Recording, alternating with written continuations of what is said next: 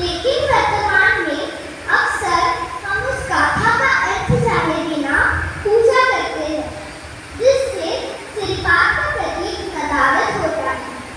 इसके मद्देनजर लोगों में अधिक स्पष्टता से संदेश जाए ऐसा जिन्हें लगता है, उन्होंने बुद्ध मूर्ति के सामने सिरपात पदीतेन दीपेन तमदंसिना तिलोकदीप संबुद्धं पूजयामि तमोनुदं। अर्थात अंधकार को नष्ट करने वाले तेल से जलते हुए प्रदीप से मैं तीनों लोकों के प्रदीप तुल्य, जो अज्ञान अंधार को नष्ट करने वाले सम्यक संबुद्ध है, उनकी पूजा करती हूँ। दीप प्रज्वलन यह एक महत्वपूर्ण संस्कार है। यह संस्कार हमें मानवीय जीवन के स्वभाव की याद दिलाता है, क्योंकि जीवन का होना और ना होना यानी मानवीय जीवन का संबंध जिन घटकों से है उसका परिचायक है। दीपक में केवल तेल होने से दिया नहीं जलता है, उसी प्रकार केवल बाती होने से दिया नहीं जलता है, या केवल अग्नि होने से दिया नहीं जलता है। इन सब के साथ ऑक्सीजन का होना भी जरूरी है। इन सब का साथ होने से दीप प्रज्वलित होता है, अन्यथा नहीं। इसी प्रकार मानवीय जीवन का भी निर्माण ऐसे ही भिन्न घटकों के साथ में आने से होता है, और इनमें से एक के भी अलग हो जाने से या नष्ट हो जाने से जीवन का अंत हो जाता है।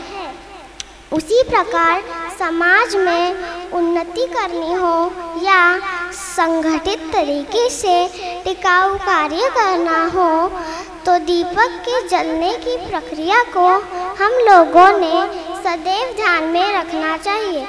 एक दूसरे के साथ मिलकर ही हम सब आगे बढ़ सकते हैं। इस बात का एहसास होकर सदैव कार्य करने की प्रेरणा हमें दीप से या ज्योति से मिलती है। साधुवाद। नमो भगवान। आज के दिन यानी आषाढ़ी पूर्णिमा के दिन पंचवर्गीय भिक्खु अर्थात कौंडिन्य, वप्प, भद्दीय, महानाम और अश्वजीत, इनको तथागत ने अष्टविनय धर्म का उपदेश किया। उनको मैं अभिवादन करती हूँ। नमो तस्स भगवतो अरहतो सम्मा सम्बुद्दस्स। बुद्धं शरणं गच्छामि, धम्मं शरणं गच्छामि, संघं शरणं गच्छामि।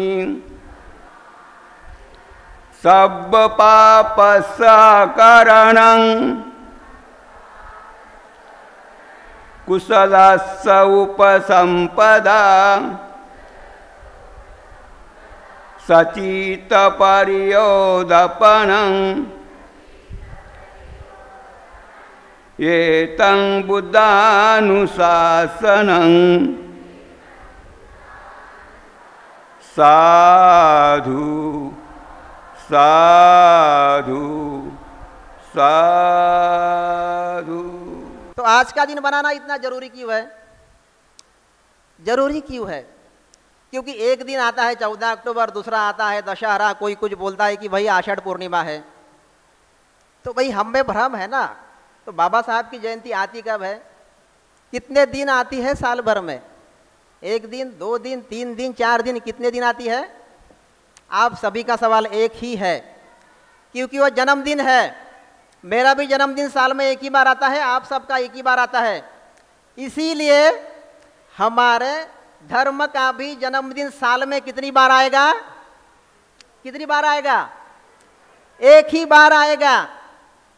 इसीलिए बुद्धिज्म का जन्मदिन एक ही बार, आषाढ़ पूर्णिमा को। और उसको जन्म देने वाले कौन? फिर जन्म देने वाला फिर तो एक ही है, तो विचार भी एक ही है। तो एक धर्म चक्र, एक जन्मदाता, एक प्रवर्तक, वो ना 14 अक्टूबर ना दशहरा। तो ये जो भ्रम हम लोग पालते हैं, इससे क्या होता है कि लोग डिवाइड होते हैं। भाई हम 14 अक्टूबर वाले हैं, हम दशहरे वाले हैं, हम आषाढ़ पूर्णिमा वाले। आप आषाढ़ पूर्णिमा वाले हो, हम दशहरे वाले हैं। तो हम अगर आषाढ़ पूर्णिमा वाले हैं तो बिहार में जाके हम लोग बात नहीं कर सकते हैं, तो कॉन्फ्लिक्ट क्रिएट हो गया। तो इससे एक वाक्यता कैसे आएगी बौद्धों में? As a Buddhist society. एक बात और हुई है, हालांकि भारतीय बौद्ध महासभा ने 1956 में आषाढ़ पूर्णिमा के दिन धर्मचक्र प्रवर्तन दिन मनाया था, और एज अ रिलीजियस एस्टेब्लिश्ड उनकी वो जिम्मेदारी थी कि वो हर साल उसे मनाए, हर साल। हालांकि शेंद्रे सर उसके बारे में हमको बताएंगे कि भाई वो ऐसा हुआ क्यों, क्योंकि वो एज अ भारतीय बौद्ध महासभा के प्रतिनिधि भी है, हमें थोड़ा बहुत वो बता सकते हैं। आज वो दिन पीछे क्यों पड़ गया? आषाढ़ पूर्णिमा पीछे पड़ गया, दशहरा 14 अक्टूबर आगे आ गया।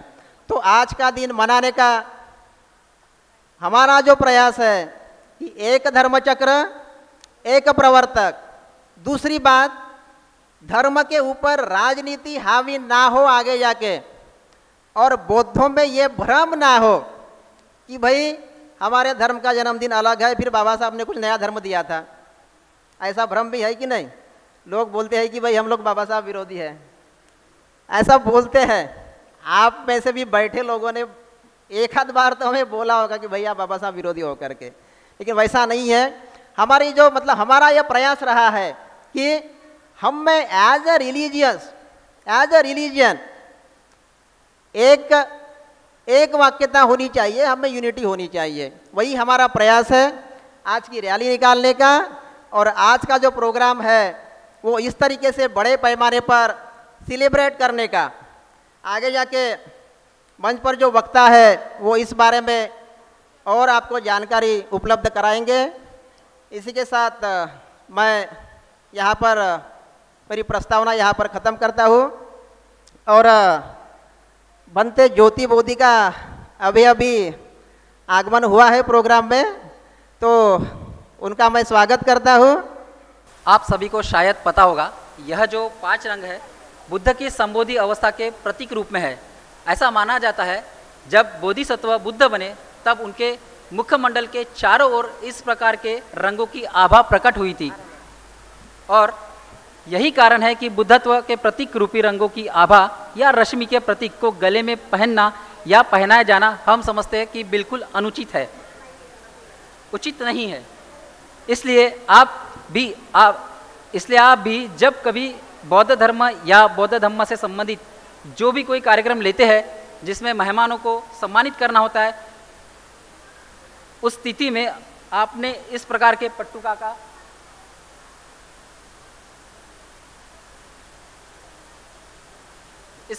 इस प्रकार के पट्टुका का प्रयोग करना चाहिए, जिसका महत्व थोड़ी देर पहले ही मैडम ने क्लियर किया है। जब कभी किसी भी बौद्ध धर्म के हम जो प्रोग्राम लेते हैं और हम हमारे मेहमान हो या किसी भी बौद्ध सम्मानित व्यक्ति को बुलाते हैं, तो उनके गले में हमें इस तरह की पट्टुका को पहनना होता है, जो कि पूरी तरह से उचित है। अभी जिस तरह की जो पट्टुका मैंने दिखाई थी जिसमें 5 रंग है, इस तरह की पट्टुका गले में पहनना पूरी तरह से अनुचित है। धन्यवाद।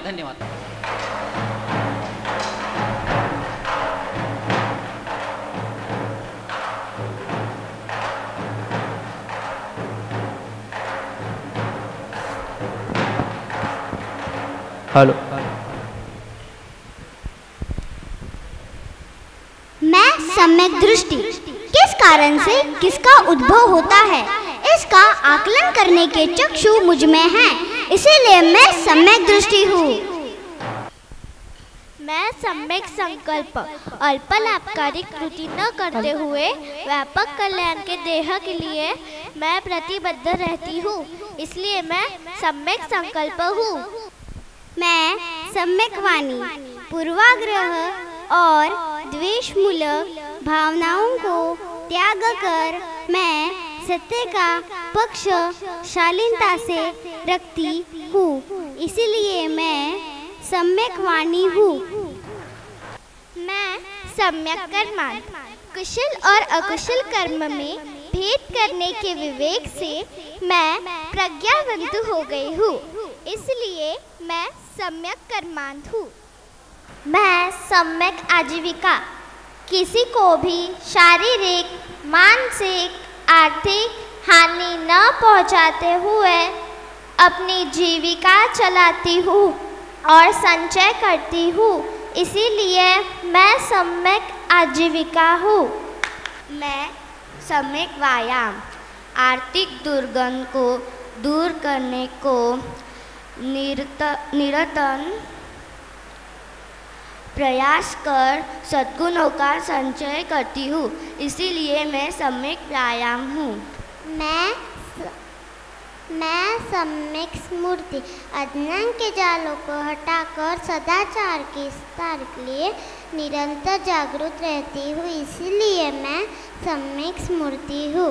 मैं सम्यक समाधि, कुशल कर्म करने के लिए चित्त की एकाग्रता साधती हूँ, इसलिए मैं सम्यक समाधि हूँ। आषाढ़ की पूर्णिमाएं जग में है कीर्तिमान, विख्यात है दुनिया में धर्म चक्र प्रवर्तन महान। आषाढ़ की पूर्णिमाएं जग में है कीर्तिमान, विख्यात है दुनिया में धर्म चक्र प्रवर्तन महान। आषाढ़ की पूर्णिमाएं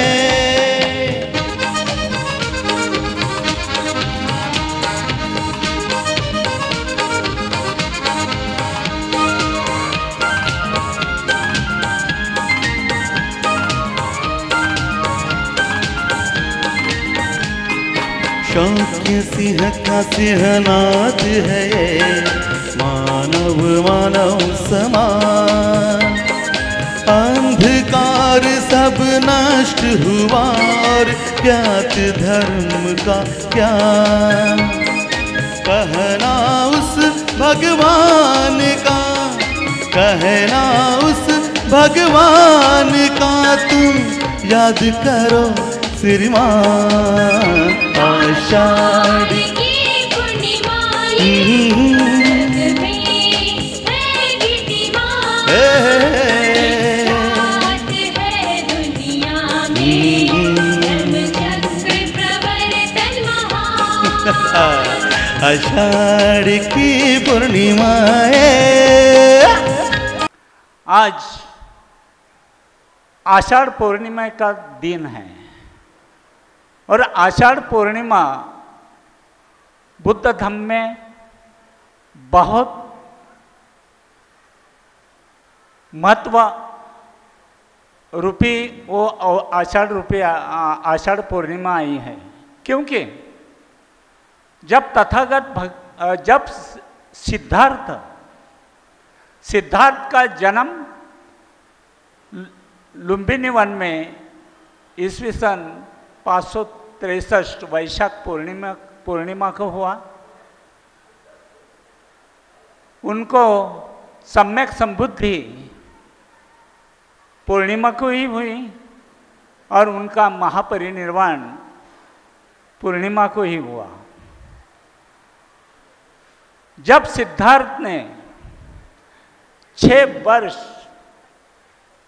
उन्होंने 3 गुरुओं के पास 2-2 बरस में अपनी शिक्षा ली और शिक्षा के बाद उनको ऐसा महसूस हुआ कि मैं जिस कारण की वजह से मैं बाहर आया हूँ, मैं घरदार छोड़ के मैं क्यों आया हूँ कि मुझे मनुष्य के दुख का मार्ग, मनुष्य क्यों दुखी होता है उसका निवारण का मार्ग मुझे मिलाना है। इस वजह से सिद्धार्थ अपना घरदार छोड़कर बाहर आए थे। 6 बरस, पहले 2 बरस गुरु आलार कालाम के यहाँ उन्होंने 2 बरस शिक्षा ली। उसके बाद उद्धक रामपुत्र इस गुरु के पास उन्होंने शिक्षा ली। और उसके बाद जो योगा में जो सांख्य योगा के गुरु थे भृगु ऋषि, उनके पास 2 बरस उन्होंने शिक्षा ली। लेकिन आखिर वो शिक्षा, यानी जो योगा तो हम लोग करते हैं, लेकिन योगा का आखिरी पत्ता यानी आखिरी पल्ला जो रहता है वो सांख्य योगा। और जब सांख्य योगा करने को सिद्धार्थ जब कर रहे थे तो एक तिल के, एक चावल के दाने पर उन्होंने 21 दिन ना खाते ना पीते उन्होंने वो शिक्षा प्राप्त करने की कोशिश की। लेकिन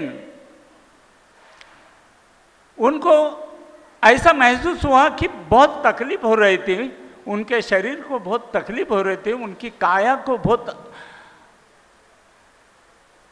दुख पहुंच रहा था। तो उन्होंने ऐसा सोचा कि क्यों मैं शरीर को तकलीफ दूं, मैं जिस वजह से बाहर आया हूं वो चीज़ मुझे मिल रही नहीं कि मनुष्य के दुख का निवारण। और इस वजह से सिद्धार्थ नाराज अवस्था की तौर पर वो भृगु ऋषि का आश्रम छोड़कर निरंजना नदी के किनारे जो उसकी अतिथि जिसको उरुवेला प्रदेश कहते हैं, उरु यानी रेती और वेला यानी अति यानी किनारा। और उस अति से वो नाराज अवस्था में प्रस्थान कर रहे थे। एक एक तिल के, एक एक चावल के ऊपर वो 21 दिन उन्होंने निकालने की वजह से उनकी काया, उनका नाम रूप, उनका शरीर जैसे सूखे हुए वृक्ष की तरह हुआ था और उनसे चला नहीं जा रहा था। फिर भी वो अपने बल पे चल रहे थे, उनके पैर में पैर जा रहे थे। उनको ऐसा लग रहा था कि मैं अर्ध मूर्छित होगा। और ऐसे जाते जाते जब उनको ऐसा महसूस हुआ कि मुझे कुछ आराम की ज़रूरत है, मुझे कुछ विश्रांति लेना चाहिए, उस वजह से उन्होंने उरुवेला प्रदेश के उस अरण्य में एक बड़ के वृक्ष के नीचे वो आसनस्थ हुए विश्रांति की वजह से। तो धम्मचक्र प्रवर्तन दिवस आणि उत्सव बुद्ध लोग आषाढ़ी पूर्णिमा क्यों नहीं मनाता है? वेरी इंपॉर्टेंट प्रश्न है ये। हमें लगता है हम सिर्फ आषाढ़ी पूर्णिमा क्या है ये हमें पहले समझना चाहिए, यानी आषाढ़ी पूर्णिमा के दिन में क्या हुआ वो भी हमें समझना चाहिए, वो भी पता चलना चाहिए। तथागत भगवान बुद्ध ने 6 साल के बाद बुद्धत्व प्राप्त करने के बाद वैशाखी पूर्णिमा में बुद्धत्व प्राप्त करने के बाद यानी आषाढ़ी पूर्णिमा का दिन, आज का दिन पहले धम्मचक्र प्रवर्तन सूत्र यानी धम्म पहले उपदेश दिया हुआ है। कहाँ पे? शरणार्थ में। तो आज का जो विषय है, खासकर जो धम्मचक्र प्रवर्तन या धर्मचक्र प्रवर्तन, इसके बारे में वैसे तो ये एकेडमिक विषय होना चाहिए और भंते जी लोगों ने यानी जो हमारे गुरु के रूप में होते हैं उन्होंने इस विषय पर लेना चाहिए था। लेकिन फिर भी हम थोड़ा सा उसका इंट्रोडक्टरी पार्ट आज देखेंगे।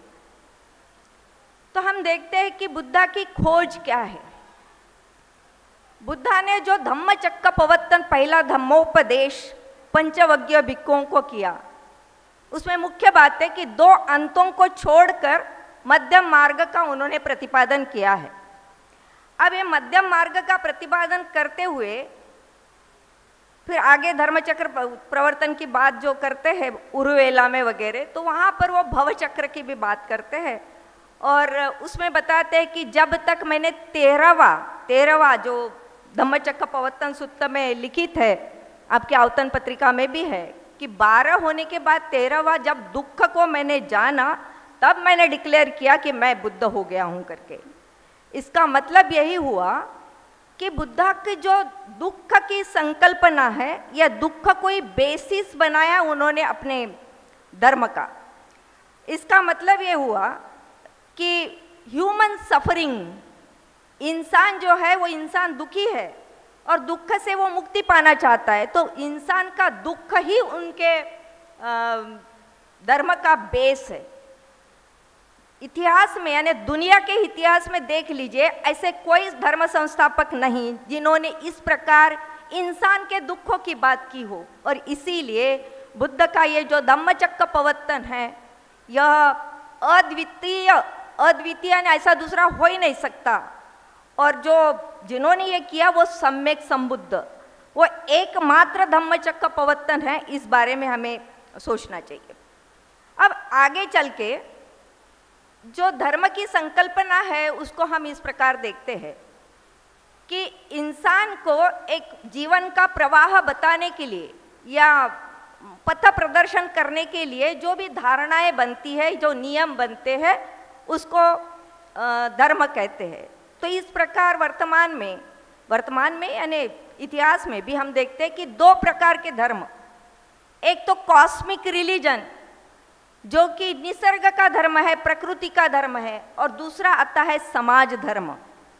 तो उसी कड़ी में जो प्रकृति का धर्म है जो कि नेवर चेंजिंग एवर रिमेनिंग, आप सभी जानते हैं, अपने प्रेजेंटेशंस के वक्त में हमने आपको बताया भी है कि जो सनातन है नेवर चेंजिंग, जैसे प्रकृति का धर्म सूरज का उगना, पृथ्वी का घूमना, दिन रात होना, मौसम बदलना, ये जो धर्म है ये प्रकृति का धर्म है। और वैसे भी शाक्य सेनापति को जब उन्होंने शाक्य और कोलियों के बीच में लड़ाई की बात हो रही थी, चल रही थी, तब शाक्य सेनापति ने सिद्धार्थ गौतम को भी कहा था कि आपने इसमें हिस्सा लेना चाहिए, शिरकत करनी चाहिए, क्योंकि आप क्षत्रिय हो। तब एक धम्मपद आता है, नहीं वेरे न च वेरानी सम्मंति कुदाचन अवेरे न च सम्मंति एस धम्मो सनातनो। इसका मतलब ये जो सनातनो धम्म है, निरंतर चलने वाला है, ये वैर से वैर नहीं मिटता बल्कि उसको अवैर से मिटाना पड़ता है। कहने का तात्पर्य कि तत्कालीन जो जब से ह्यूमन बीइंग अस्तित्व में आया होगा या जब से सृष्टि का निर्माण हुआ होगा तभी से सनातन धर्म विद्यमान है। इसका मतलब सिद्धार्थ गौतम के पहले भी सनातन धर्म था, बाद में भी रहा, अभी भी है, आगे भी रहेगा। तो ये जो सनातन शब्द को मान लीजिएगा कि सृष्टि के मुताबिक, मतलब प्रकृति के मुताबिक जो नियम बनते हैं उस नियमों को एक प्रकार प्रकृति हमें कंट्रोल करती है, ये एक धर्म हो गया। और दूसरा आता है समाज धर्म।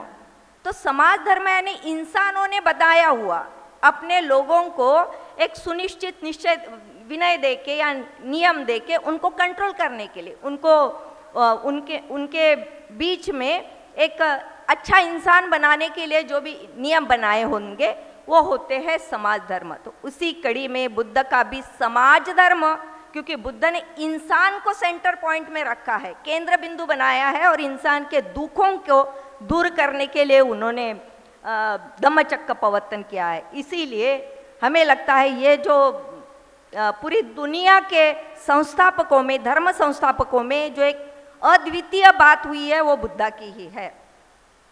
फिर आगे जो भी है 4 आर्य सत्य बनते जी लोग बेटर वो बताएंगे हमें अभी जब भी वर्षावास चालू हो जाएंगे। लेकिन दुख के कारण बताते हैं बुद्ध। दुख के कारण 2 प्रकार के, एक तो खुद का दुराचरण होता है, खुद इंसान अपने आप में दुख क्रिएट करता है, और दूसरा होता है मनुष्य का मनुष्य के प्रति पक्षपात। तो इसीलिए बौद्धों ने इन दोनों ही कारणों पर कार्य करना पड़ेगा। एक तो खुद के दुराचरण को दूर करना पड़ेगा, सदाचरण को लाना पड़ेगा, अमल करना पड़ेगा। लेकिन मनुष्य के प्रति मनुष्य का जो पक्षपात है उस पर हमें लड़ना पड़ेगा।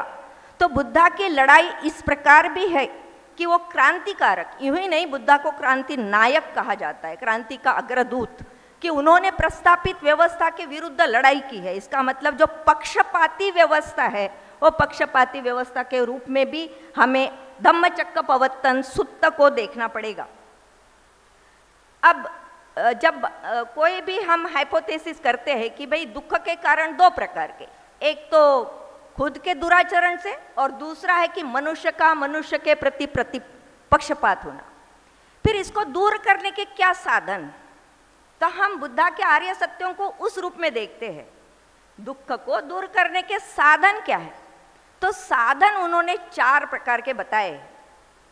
एक तो है path of purity of life, यानी मनुष्य जीवन को क्या कहेंगे, पवित्र बनाए रखने के लिए पंचशीलों का पालन करना, ये पहला मार्ग, यह एक साधन।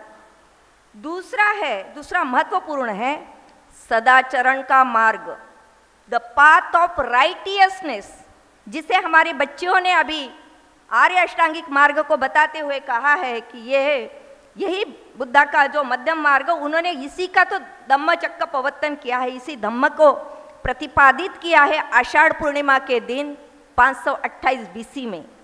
तो यह जो महत्वपूर्ण दूसरा साधन है, तो इन सभी साधनों को हमें साथ में लेना है।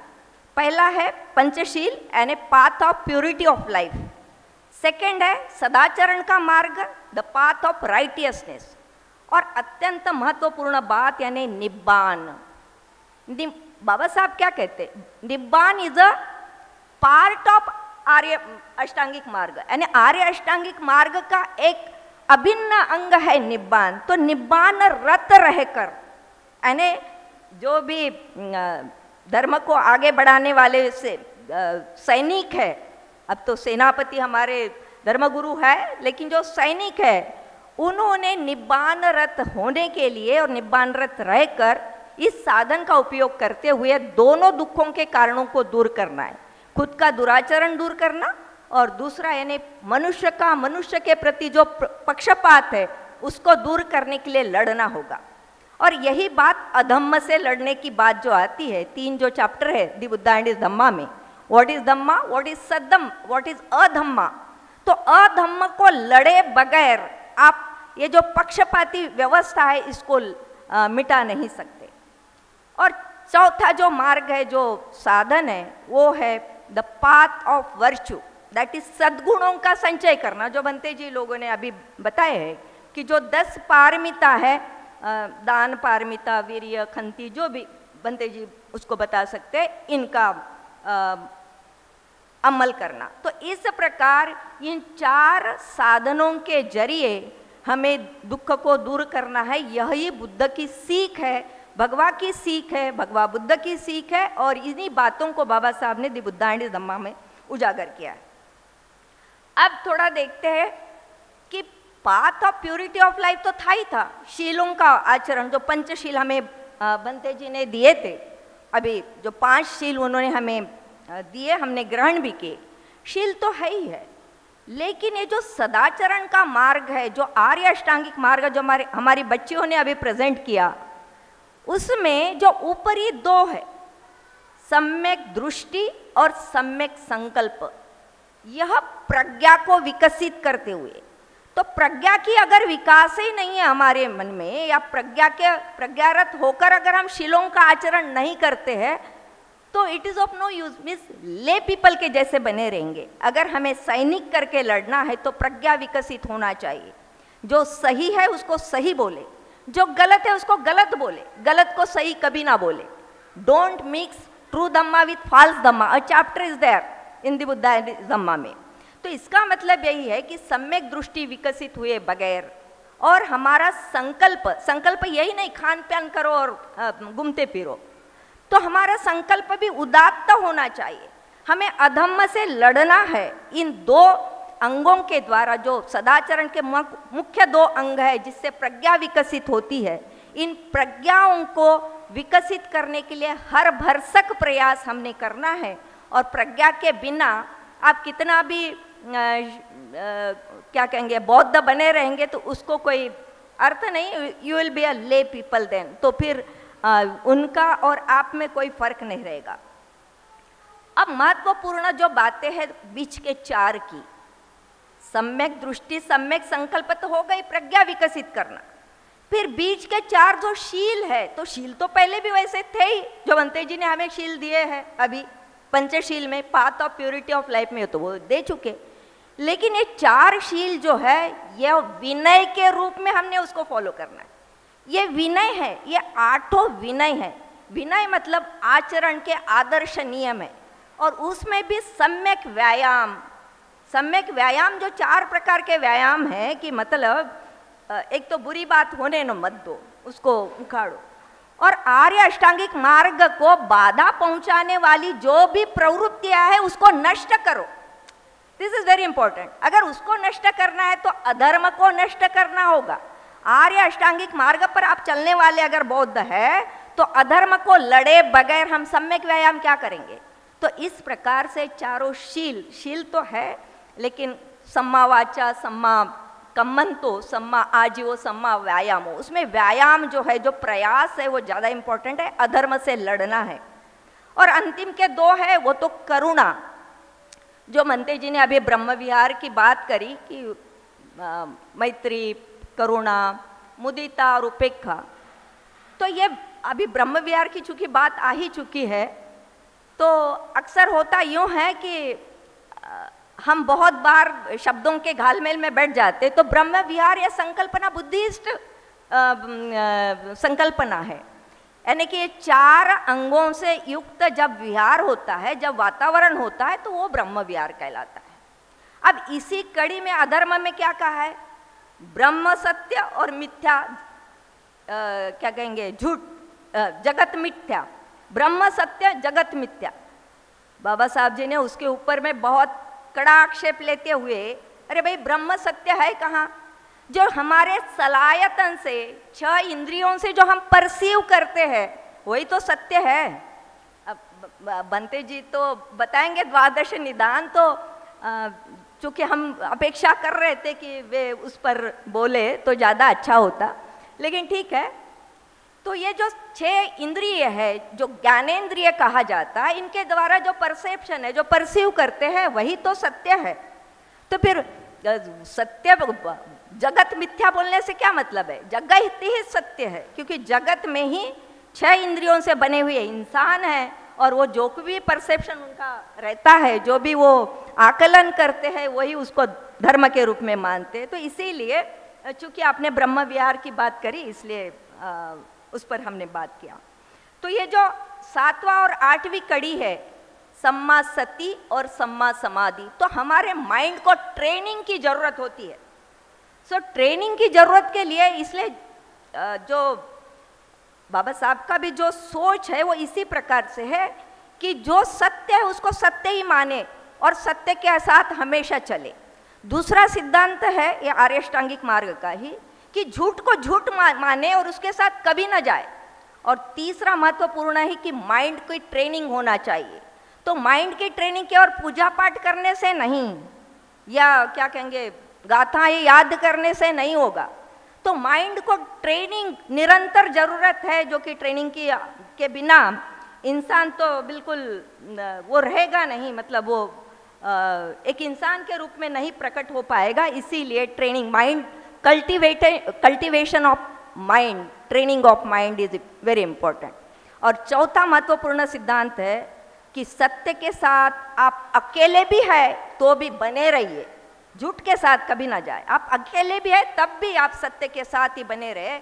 इन 4 सिद्धांतों के साथ हमने आर्य अष्टांगिक मार्ग का पालन करना चाहिए। तो प्रज्ञा विकसित करना और विनयों का पालन करना, ये विनय है, ये केवल शील नहीं बचते, फिर ये 8 विनय है। और 8 विनयों के नायक वही कहलाए अष्टविनायक, और इसीलिए the Buddha is the only Ashtavinayak. बौद्ध धर्म का पुलकित उठ तन मन, जन्मदिन है बौद्ध धर्म का, पुलकित हो उठ तन मन। जन्म दिन है बौद्ध धर्म का, पुलकित हो उठे तन मन, पुलकित हो उठे तन मन। हाँ यही है, हाँ यही है, हाँ यही है, यही है, यही है धर्म चक्र प्रवर्तन, धर्म चक्र प्रवर्तन, धर्म चक्र प्रवर्तन, धर्म चक्र प्रवर्तन।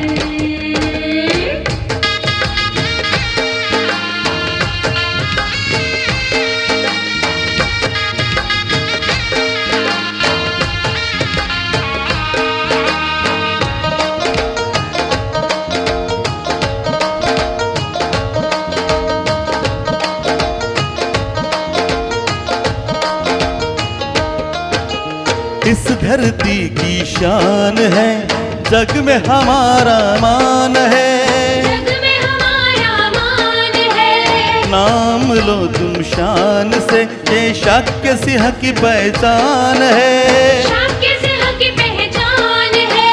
गूंज उठी ये दसों दिशाएं,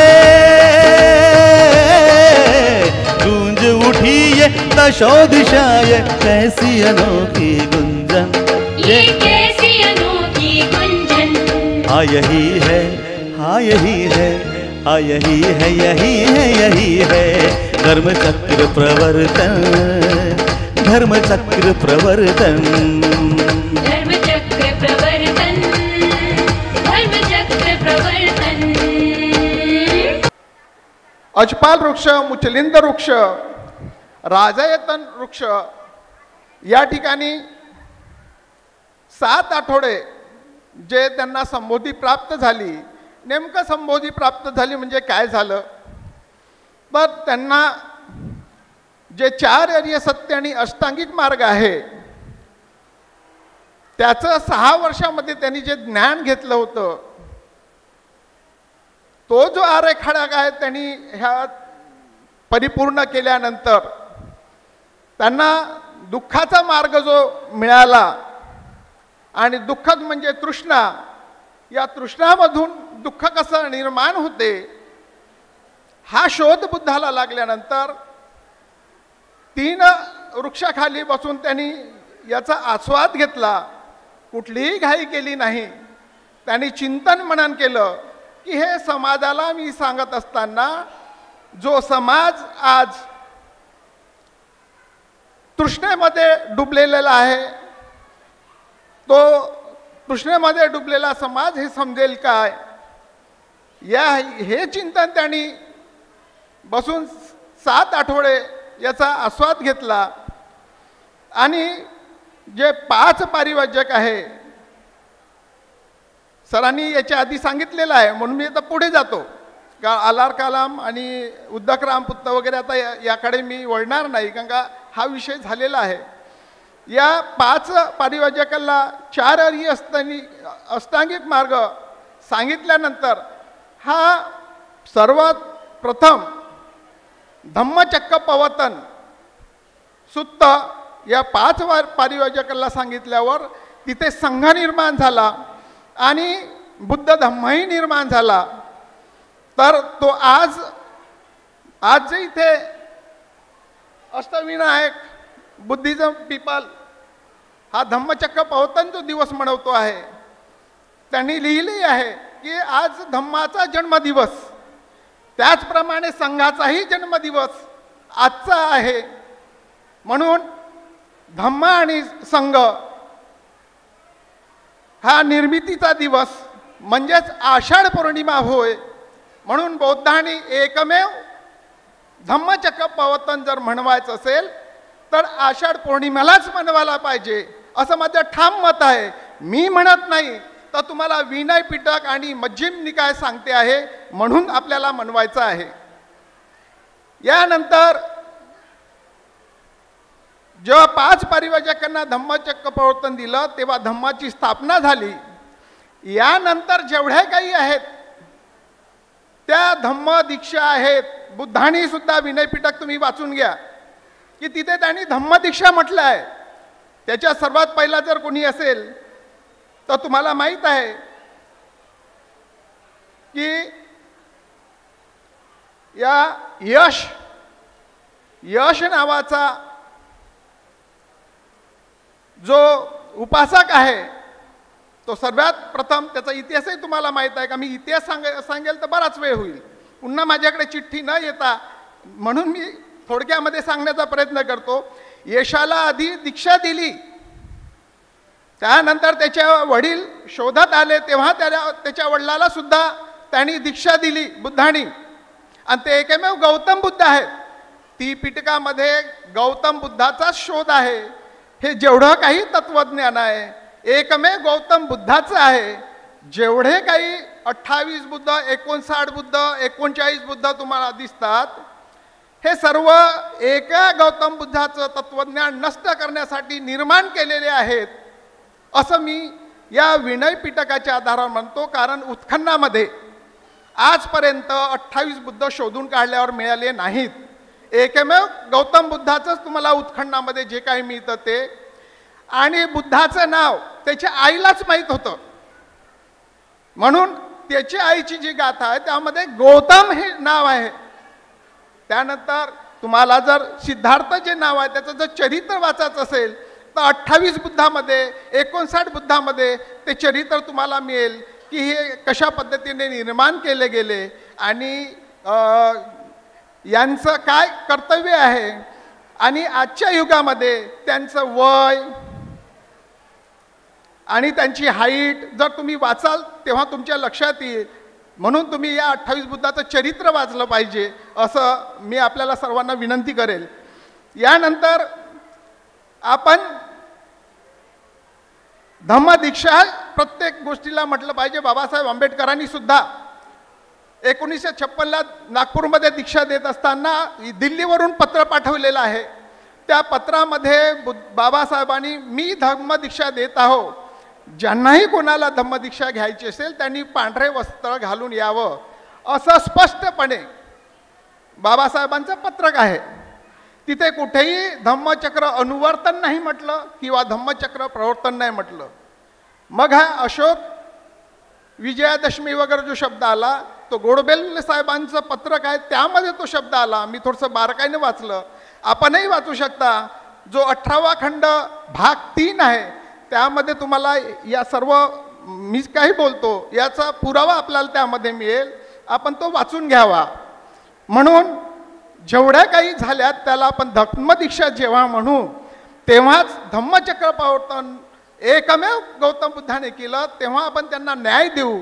पण आज बुद्धाला कुठेही न्याय दिला जात नाही, आणि ते न्याय देण्याचं कार्य जर कोणी करत असेल तर आज अष्टविनायक बुद्धिस्ट पीपल हे करत आहे असं मला वाटते. यांनी बराच अभ्यास करून अधिक याचं सुधारणा करावं असंही माझं त्यांना विनंती राहील. आज जिस विषय पे हमें बात करनी है, आज का दिन जो है धर्मचक्र प्रवर्तन दिन है, आषाढ़ी पूर्णिमा का. और आप जानते हैं कि लगभग 2500 वर्ष पूर्व बुद्ध ने भी एक धर्म युद्ध लड़ा था, और उसके बाद जो है ये लोगों में जो है उनका जो धर्म यानी दुख का जो कारण है, ये दुख नष्ट करने का काम जो है वो कर पाए थे. उसके बाद जो है अशोका ने उन्होंने भी धर्म युद्ध लड़ा. आप जानते हैं अशोका ने 50-60 हज़ार लोगों को जो है संघ से बाहर किया था, और फिर पुनः जो है इतना अच्छा धर्म, दुख दूर करने वाला, सब लोग के दुख हरने वाला ऐसा तथागत का संदेश धर्म जो पुनः इस देश से नष्ट हो गया था, तो वह परम पूज्य डॉक्टर बाबा साहेब आम्बेडकर जिन्होंने हमें परिष्कृत करके जो है पुनः वह बुद्ध का धर्म दिया. और आज की स्थिति आप जानते हैं कि आज की स्थिति क्या है, दुखों में बढ़ोतरी कितनी हुई है, आम लोगों के दुखों में कितनी बढ़ोतरी हुई है. और ये दुख दूर कैसे होगा, तो दुख दूर होगा वो केवल बुद्ध के बताए हुए मार्ग से और बाबा साहब के बताए हुए मार्ग से ही दूर हो सकता है. तो क्या हम इस धर्म युद्ध को लड़ने के लिए तैयार है? सबसे पहला मेरा प्रश्न ये है, क्या आज पुनः वही स्थिति है कि नहीं है कि इस धर्म युद्ध को पुनः हमें लड़ना पड़ेगा? इस धर्म युद्ध को लड़ने के लिए क्या आप तैयार है? क्या ये केवल इस धर्म युद्ध को केवल आप और मैं लड़ सकते हैं? नहीं। तो हमें जो है पूजनीय भिक्खु संघ की भी उतनी आवश्यकता है और बाबा साहब द्वारा स्थापित की हुई भारतीय बौद्ध महासभा की भी उतनी ही आवश्यकता है, क्योंकि ये दुख दूर करने के लिए, जब इस धर्म युद्ध का लड़ने के लिए हम सामूहिक रूप से साथ में आएंगे तभी हम इसको जीत पाएंगे। अब जो है कुछ बातें हैं जो ऐसे हो रही थी और मेरे पूर्व में इन्होंने बहुत कुछ बातें बताई है, और कुछ बातें जो है, जैसा एक प्रश्न था कि वर्षावास जो है, अभी तक हम लोगों ने, हमारे दिमाग में यही चीज़ बैठा दी गई है कि आषाढ़ी पूर्णिमा जो है वह केवल वर्षावास का शुरुआत का दिन है। सब लोग आप ऐसे ही जानते हैं, सब ऐसे ही जानते हैं कि वर्षावास का शुरुआत का दिन आषाढ़ी पूर्णिमा। लेकिन क्या वास्तव में ऐसा है क्या?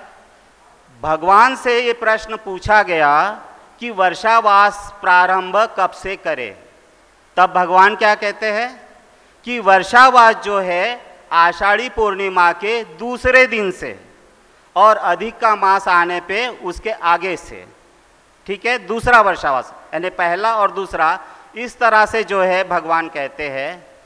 तो भिक्खु संघ की, ये भिक्खु संघ यदि इसमें हमें मदद करती है लोगों को ये समझाने में कि भैया आषाढ़ी पूर्णिमा ये जो है बहुत महत्वपूर्ण पूर्णिमा है, और इसी दिन जो है बुद्ध को जो धर्म प्राप्त हुआ, उन्होंने जो ज्ञान यानी दुख के ऊपर जो उन्होंने संशोधन करके जो मार्ग निकाला, वह जो चीज़ें जो है आज ही के दिन जो है पंचवर्गीय भिक्खुओं को बताई थी।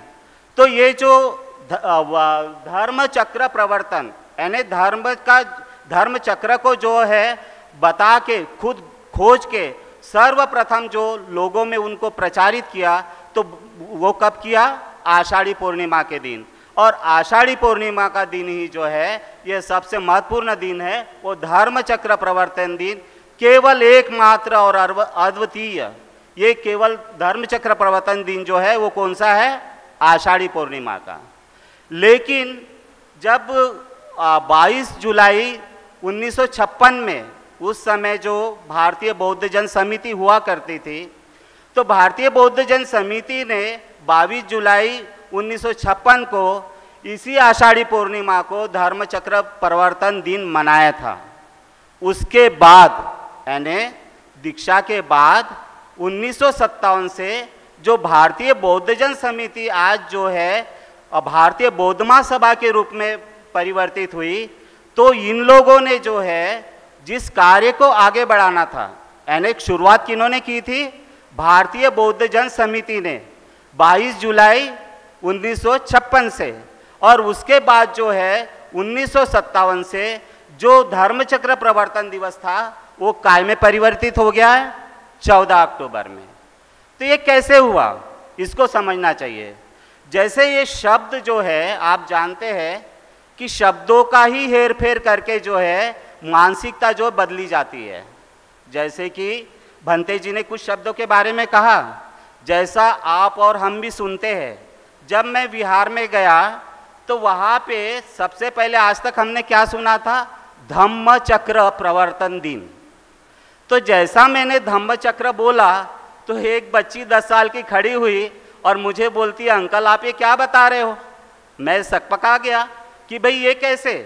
तो बोलती है, अंकल धम्म जो है ये कौन सी भाषा का शब्द है, और जो चक्र बता रहे ये कौन सी भाषा का शब्द है। तब मुझे समझ में आया कि मैं कहाँ गलत कर रहा हूँ। तो मैंने उसको बताया, बेटा ये जो है पाली भाषा का शब्द है और चक्र जो है हिंदी भाषा का शब्द है। फिर उसका पुनः प्रश्न था, जब अलग अलग शब्दों से एक शब्द आप कैसे बनाए, ऐसा हो सकता है क्या? तब मुझे समझ में आया कि मैं कहाँ गलत हूँ, क्योंकि हमारे यहाँ जो भिलाई छत्तीसगढ़ में हिंदी बोली जाती है, जानी जाती है, समझी जाती है, तो वो एक्चुअल में धर्म चक्र प्रवर्तन दिवस। तो धर्म चक्र प्रवर्तन यानी शब्दों से कैसे ये होता है? जैसे आप सुनते हैं, ज़्यादा 3-5 मत कर, भाई पूर्व में बुद्ध ने हमें 3 पाँच ही तो समझाया था। क्या समझाया था? 3 पाँच, त्रिशरण, पंचशील। और ये जो बातें बताई थी, इसी से तो जो है मनुष्य जो प्रगति की ओर जाएगा। और जैसा आप बोलते हैं आट और नाट, यानी आपको समझना है कि शब्दों से आपकी संस्कृति कैसे दूषित की जाती है और उसका परिणाम क्या होता है, संस्कृति जो है समाप्त की जाती है।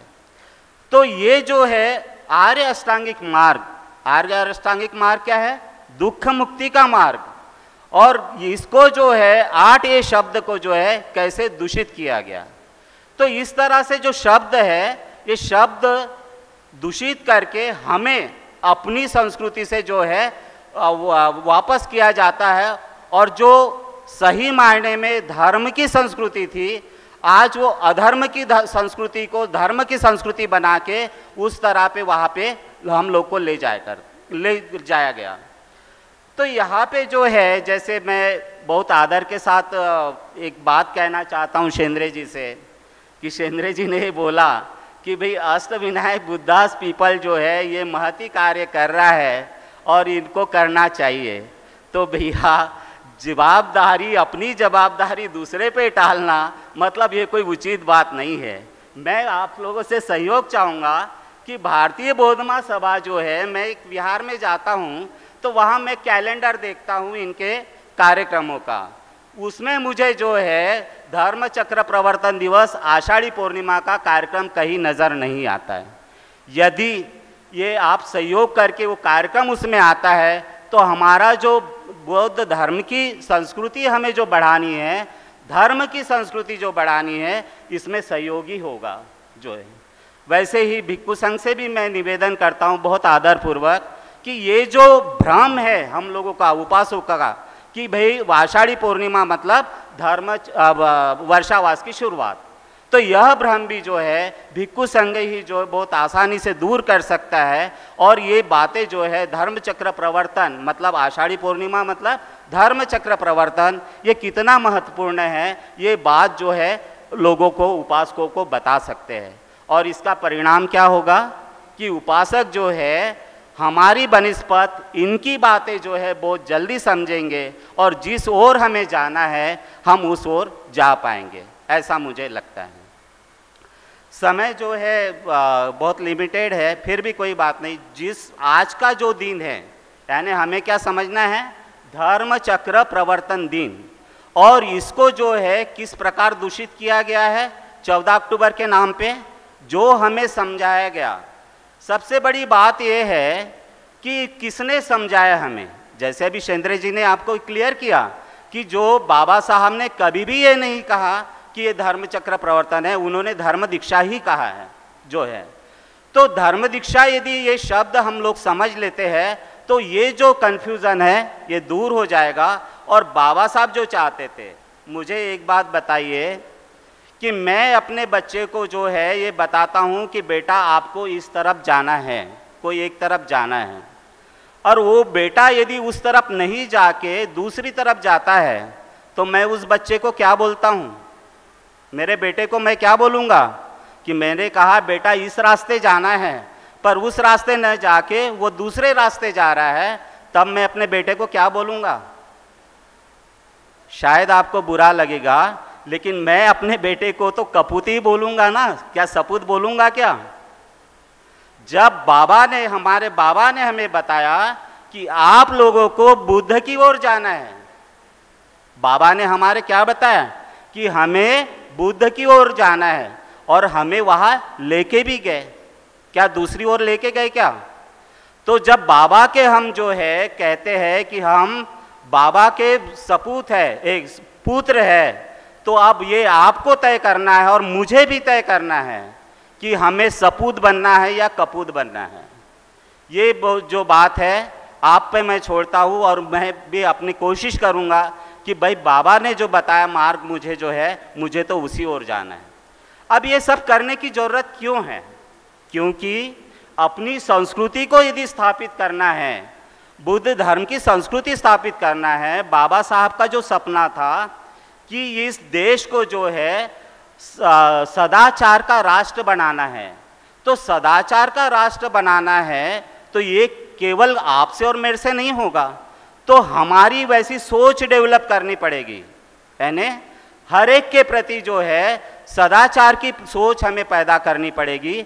और ये सदाचार की बात जो है या सदधर्म की बात है, तो ये बातें जो आती है वो केवल और केवल धर्म से आती है। कोई हमें कितना भी बताए कि भाई जो है, क्या आपने कभी सुना कि राजाओं ने बुद्ध को बताया? कभी सुना क्या आपने कि राजाओं ने बुद्ध को बताया कि ऐसा करना है? कि बुद्ध ने राजाओं को बताया? किसने बताया? बुद्ध ने राजाओं को बताया।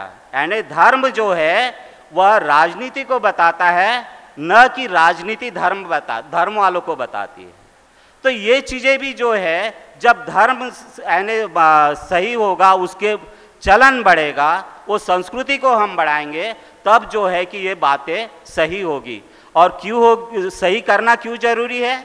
इसलिए जरूरी है कि हाँ, बाबा साहब हमें कहते हैं कि सदाचार का राज्य स्थापित करना है, और सदाचार का राज्य तभी आ सकता है कि सदाचार को हम बढ़ावा देंगे। और सदाचार को हम बढ़ावा देंगे उस समय वो कैसा दे पाएंगे? धर्म की ओर से दे पाएंगे। यानी धर्म की संस्कृति, धार्मिक आचरण, ये यदि हम में आता है तो भी जो है हम ये कर पाएंगे। लेकिन आप इस बात को अच्छे से समझ लें कि आज की स्थिति में जो वास्तव में अधर्म है उसे ही धर्म कहा जा रहा है, और आप और हम जो है जो समझ रहे हैं, देखते हुए भी कुछ नहीं कर पा रहे। तो आज हमें ये प्रण लेना है आज इस दिन में कि जो बुद्धा ने मतलब जो धर्म सही धर्म था वो बताया, और उस हिसाब से संघ तैयार करके और फिर लोगों को तैयार करके वो आगे बढ़े, और तब जो है ये देश जो है वो खुशहाल बना और पूरा बौद्धमय भारत बना। आज के प्रमुख मार्गदर्शक थे भंते नागापाल जी। उन्होंने हमें बताया है कि धर्मचक्र प्रवर्तन और धर्मचक्र अनुवर्तन क्या होता है।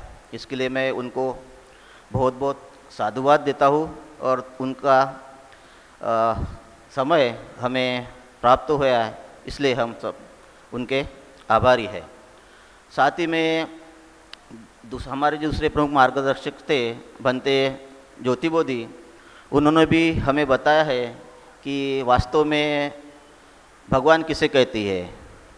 भग्ग रासो भग्ग दोषो भग्ग मोहोति भगवा, यानी जो राग मोह माया द्वेष मत्सर इस पर जो विजय पाते हैं, इस विकार पे जो विजय पाते हैं, उसे भगवान कहते हैं।